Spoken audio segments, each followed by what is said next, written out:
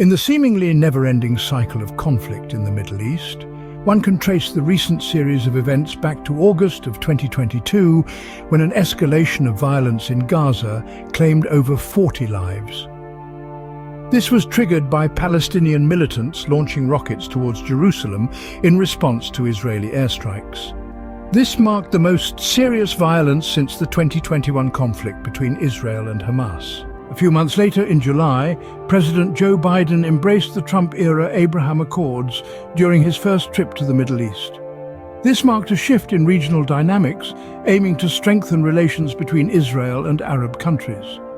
The focus on normalization agreements, however, stirred frustration among Palestinian officials. Fast forward to April of 2024, Iran launched a retaliatory missile and drone attack on Israel. The attack was largely intercepted, but analysts warn that Iran may learn from this failure to plan a more devastating attack in the future.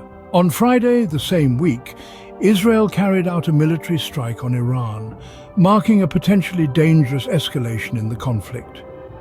The Iranian officials, however, sought to play down the incident, and Israel refrained from commenting on the strike. Meanwhile, the US and EU imposed sanctions on organizations and individuals responsible for fundraising on behalf of violent Israeli extremists in the West Bank.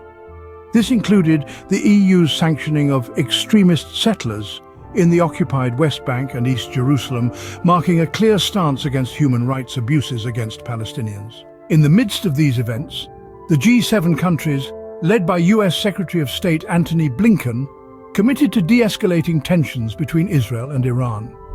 Yet, the escalating violence and the continuous cycle of retaliation pose a significant challenge to this commitment. These recent events underscore the complexity and volatility of the Middle East conflict.